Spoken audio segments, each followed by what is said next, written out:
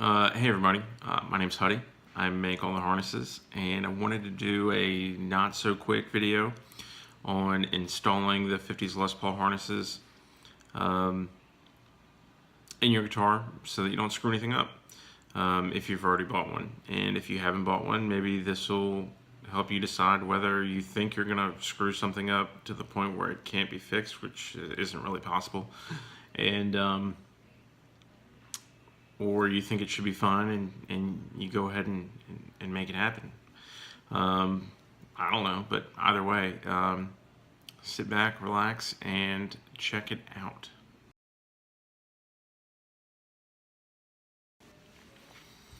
Alright, real quick, brief disclaimer. In this video, all the installation has braided shielded wire. If you don't know what that is, it looks like this. Not everybody's pickups are going to have this wire. They might be a 4-conductor, 2-conductor, 3-conductor, whatever. And that all depends on the pickup maker, manufacturer, winder, whatever you want to call them, or they want to be called. I don't know. So check with them. Make sure you know what is your hot or positive and what is your ground or your negative. And in all honesty, I don't want to go down a path. So we're just going to leave it at that. So you just make sure you know what is your hot and your ground. And everything will be fine. Alright, so here's the harness that we're going to install. This particular one has CTS pots, orange drop caps. And the pots are 500K with a 20% audio taper on them. They're grounded with 20 gauge bus wire that is coated, or not coated, but covered with this Teflon tubing, which prevents inadvertent grounds. And the reason I do everything on the sides like this is because I want to keep as much off the tops of the pots as possible. That way, if you're changing pickups, there's just less room for error that way, and you have a clean, neat top surface. So that's why I do it like that. And then as far as hooking up your pickups, this lug right here is going to be for the pickup hot lead. This middle center lug, and I don't know if you can see, but it's got a little opening, but the capacitor is still attached, is for your toggle switch out, is going out to the toggle switch, and this is for your bridge, and this one's for the neck, and you've got the same thing for your neck pickup hot lead, and then out to the toggle switch. Alright, so I started to get a little ahead of myself, and I was like, oh crap, gotta stop. So I've got everything installed. I know which leads go where. This is the neck side toggle lead, so it's going to the wiper of the neck volume pickup. If you can see, I got it sticking through, and then I bent it so it'll stay. So, and I'm just going to prep my other wires while my soldering iron is heating up. And then here's my bus wire, and this is the wire that comes from the bridge that grounds the strings and tuners and the bridge. And that's going to go back to the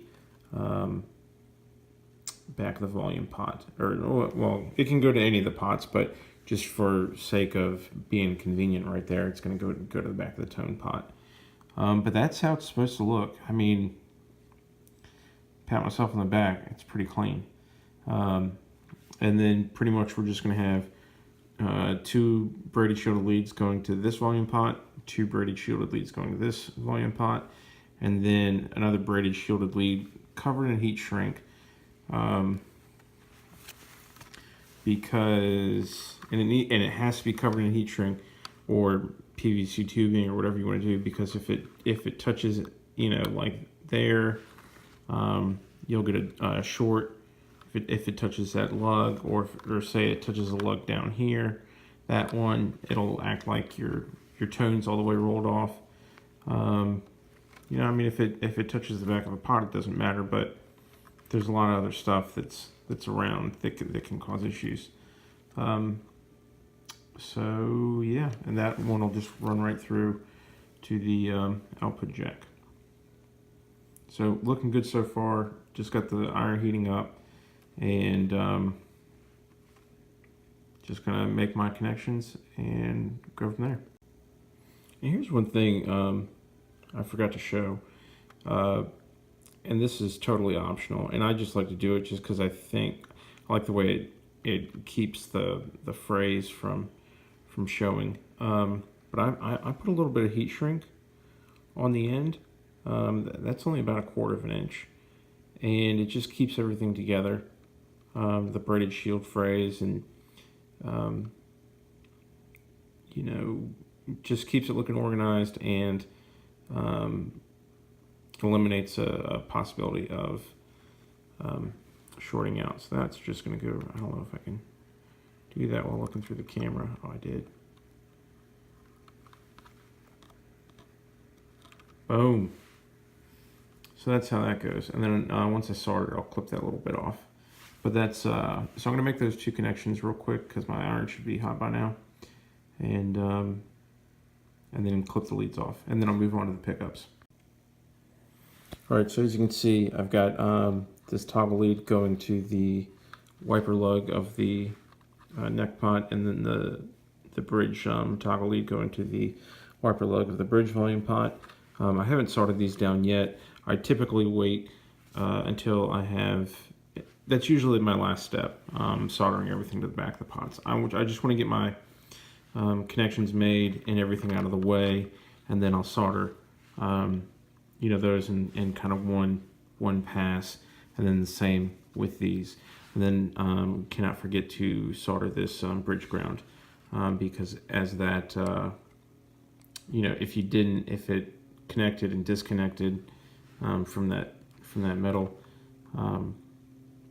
your strings would no longer be grounded, and every time it popped off, you'd get some buzzing and humming, and that's no good. All right, so as you can see, I've got my neck pickup hot lead going to the input lug of the neck volume, and the same thing for the bridge pickup hot lead. So now all I've got to do is the lead for the output jack, and then what I'm going to do is take the pickups out and pull these leads tight, or not tight, but get the slack and coil it up in the pickup cavity.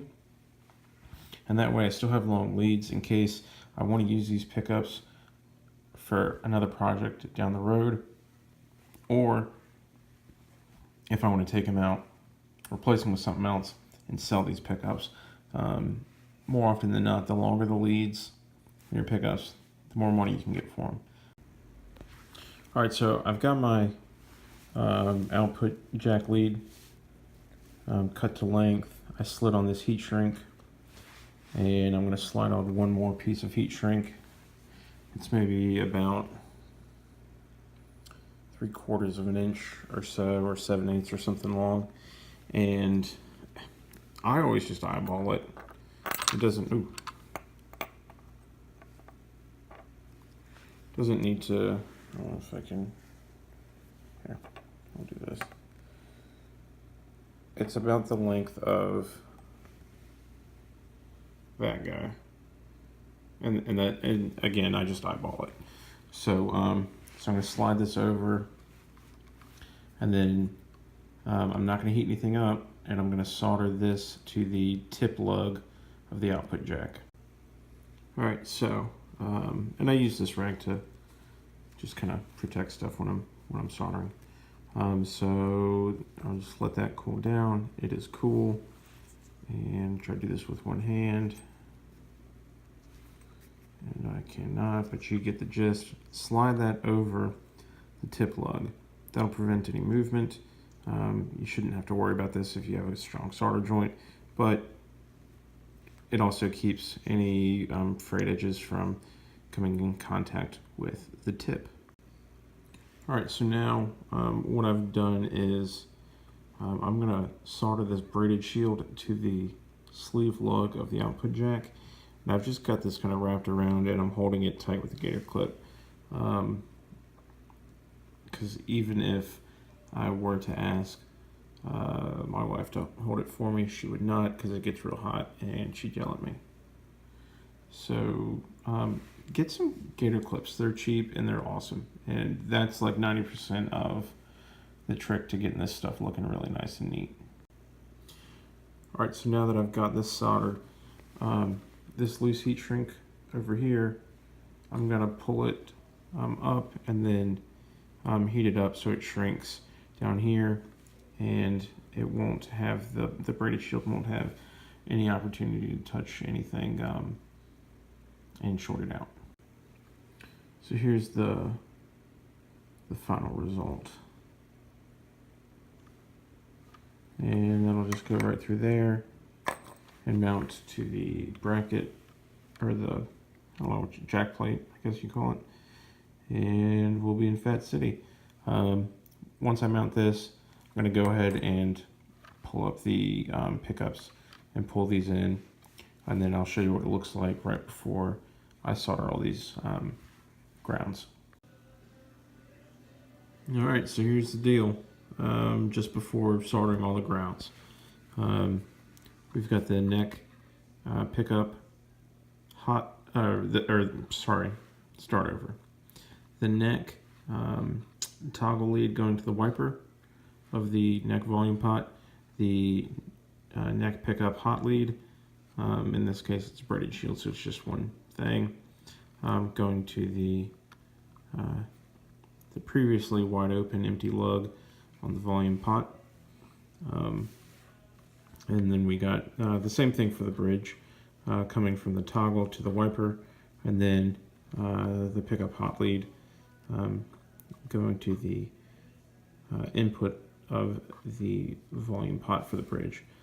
And one of the most important things, the bridge string ground. A lot of people forget about that. It's very, very important to do, because it grounds your strings, your tuners, and your bridge. So I'm just going to make these couple connections and maybe start playing something in a second. Alrighty, everything's installed, everything's soldered up.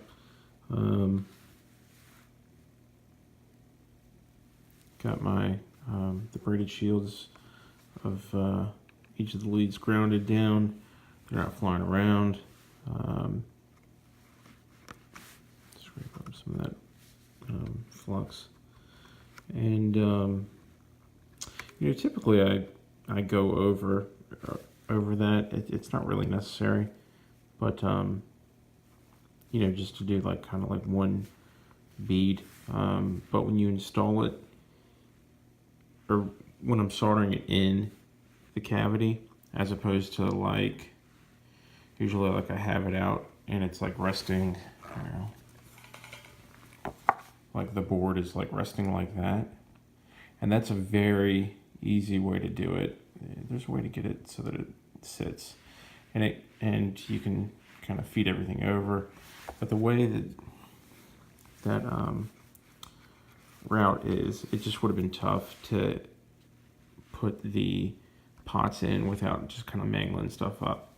And it's hard to get a clean joint without putting a ton of heat on the pots that goes across, just because of the angle. My iron is probably pretty cold now, but it's hard to get the angle you need, not touch the capacitor, not touch the edge. You know, it's like what was that operation? You know, you want to get the wishbone out, but you don't want to touch anything. So, but I'm really happy with how this turned out. It's just nice, neat, clean, no real room for error. no mistakes. And when you go to swap out pickups down the road, there's no guessing what's what. You know exactly where everything is, where it's supposed to be, and where you got to put it back. So that's why I like doing it like this and keeping it awesome. All right, setup was pretty quick and easy, and hopefully yours goes just as smoothly. I mean, I do these all day, every day, so I don't know what your skill level is or understanding, but if you have any questions about anything, I'm here. I'm not going anywhere. So ask away, put something in the comments, shoot me a message. If you like the video, give it a thumbs up. If you didn't like the video, it's okay to give me a thumbs down. I won't cry as long as you put what you would like to be improved in the comments. I can take criticism. Constructive criticism I can take. So thanks so much again, and hit the subscribe button, because it'll make me feel good about myself so that I will want to make more videos. Cool.